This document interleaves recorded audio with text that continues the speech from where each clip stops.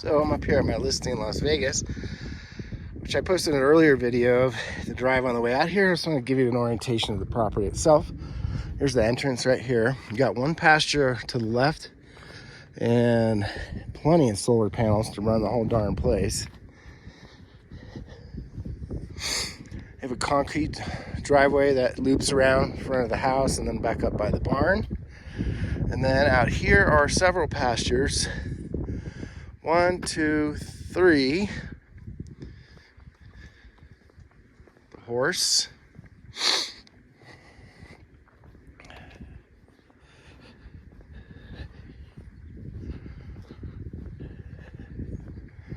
Got 2 covered parking spots here. That's kind of the new main entrance right there. They had used to be a porch. They screened that in, filled it in, and now it's a kind of a sunroom. Got a nice sitting area out there. It's the main entrance right here. They call it the mud room, but they don't really use that except for in the winter. And then this is a 2-car garage that the garage doors kind of got filled in, and so now they're using that as a shop. And then one more parking spot here. You got yourself plenty of room for equipment, trailers, whatever you need. Down there are the round pens. I'll take a walk down there in a sec. He's got some hay storage right here. Backhoe, 4 turnouts. Well, 5 really. This one could be another one here.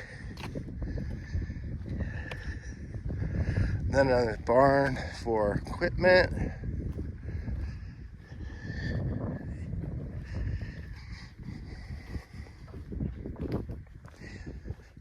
These are my 2 new little buddies. What's up, buddies?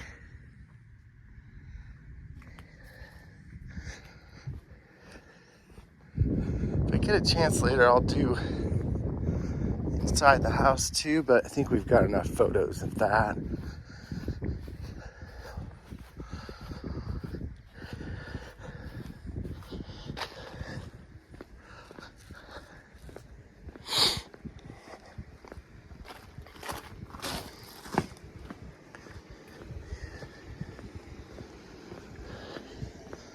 Got rainwater catchment system around the whole house.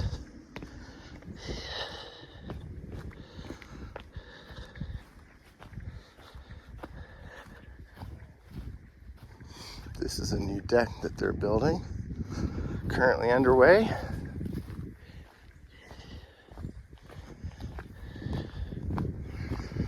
So like I said, 4 pastures here connected to your round pen.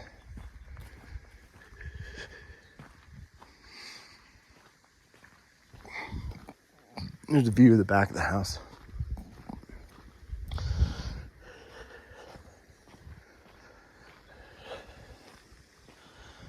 We had some good rain out here last night. The ground's pretty soaked.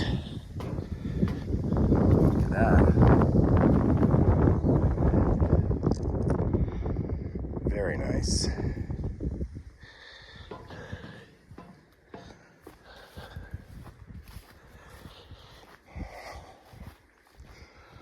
Here's the walker.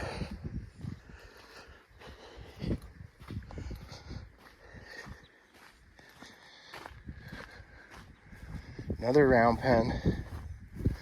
New fencing all along that creek there. I'll explain why in a minute. This one's a little bit smaller than the main one.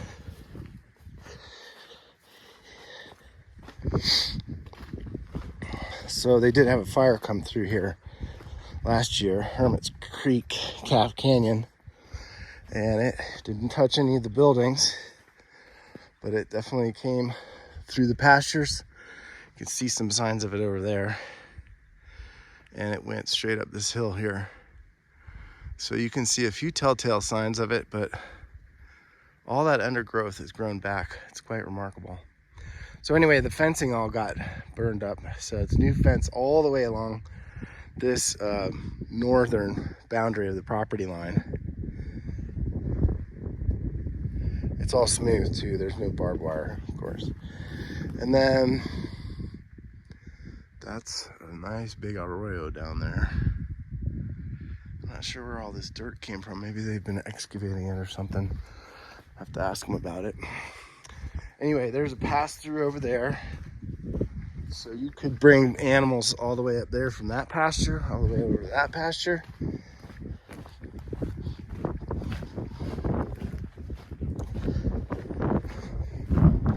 And then all the way over there, I believe are 4 more individual pastures. There's a basement in the house. It's a lot of the mechanical stuff down there.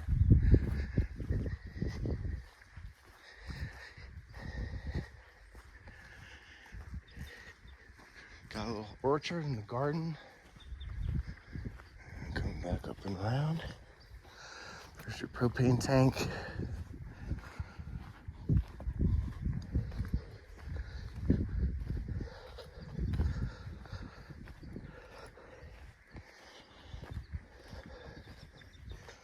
And there you go. There's my people.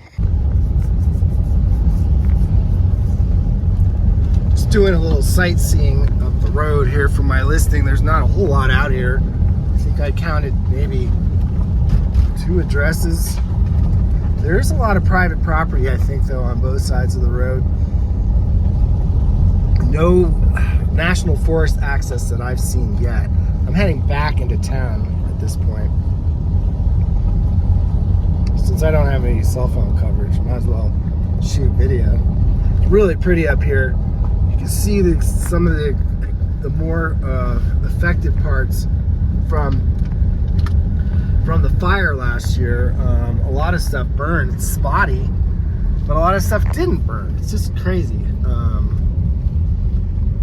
to see how thick and wooded this all is in here, and to think that a fire came through here and it left areas of it untouched, completely untouched, and other areas burned everything. Right.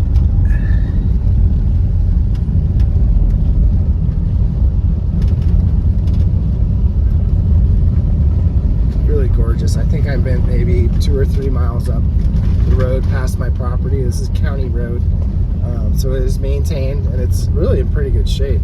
This is probably the worst spot right here. Now I'm gonna have to go to the car wash again.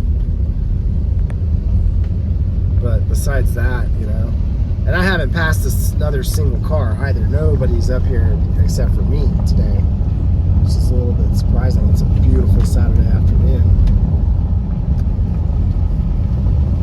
Once I get home, I'll get on the map and see exactly how far this goes back up in there. But it might have cut all the way over to maybe even to Mora.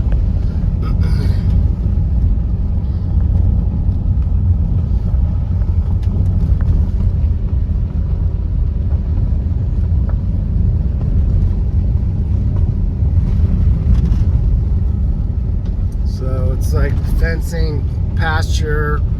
I haven't seen any cattle out there either. That could be a result of the fire still. Look, I mean, look at that. You can see that whole hillside burned. This got burned, all this through here.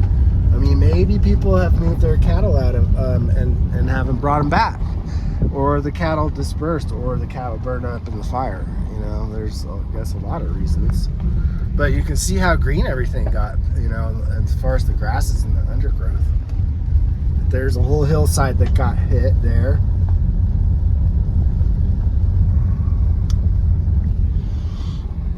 There's a couple of old structures up there, like maybe there used to be a house up there.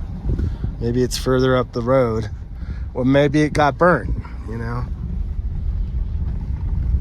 There's a little barn kind of thing up there. I know from talking with the owner, there's at least one other pretty big ranch up here that the people live up here full time. And then he's got a couple neighbors right around by him. But I did not find that unless it was up that road there. There's some cool rock outcroppings up there. And then there's an old mobile home, looks like.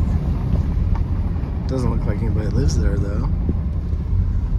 And then up over that ridge ends up being my property that's listed for sale. So that fire sure liked to climb up on those hillsides. And then as a consequence, you know, they cut a lot of this stuff down too. A lot of the dead that's right in here. Maybe people harvested that for firewood. I'm not sure.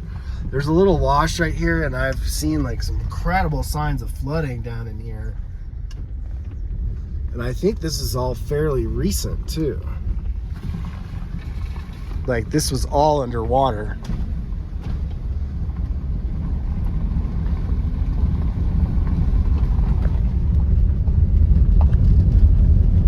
And they got some new sandbags set up down the driveway here.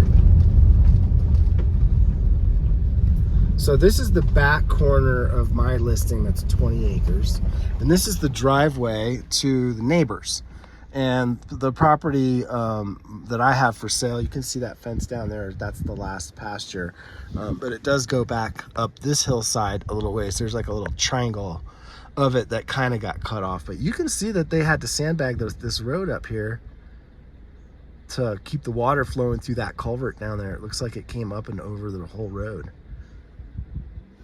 That's pretty significant, and that's new since I've been here. So I'm gonna have to find out what happened there. Look, there's some old fence posts that burn. My owners had to replace all their fencing because it burned just like those. They're still standing because it's got enough wire on it, you know, but it's crazy to see that. A lot of oak on his property too, I'm noticing more. You know, that's a whole stand of oak right there. It's in a little bit of sad state, but it's all still alive. It's getting more and more rare to see that.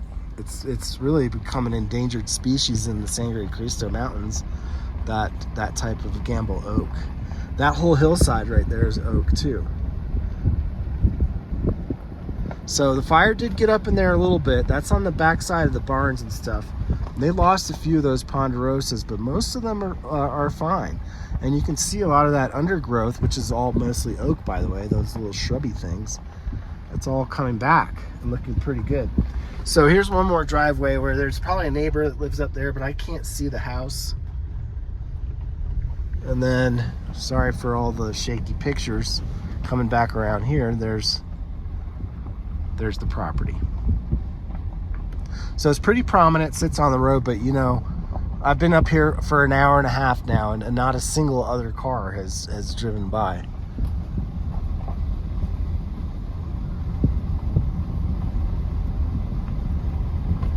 This fence was all fine, but it's the fence that runs along that hillside there that got burnt, because that whole entire hill got burnt.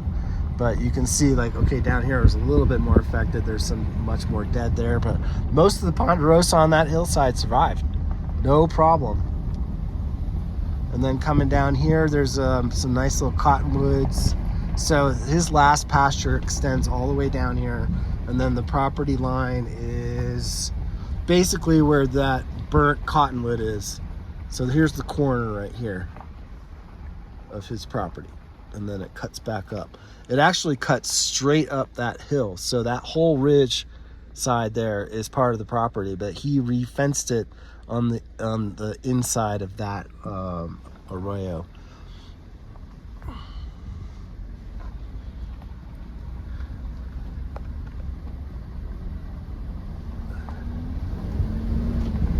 It's really pretty up here.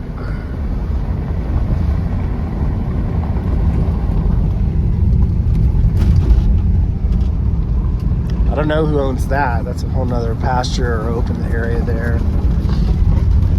And now we're climbing out of the canyon here. And I've videoed this before, so I'm gonna end the one as soon as I get up to the top here, and then you kind of got your bearings. But just so you know, we're up near Hermit's Peak, north of the town of Las Vegas, New Mexico, by about 10 miles.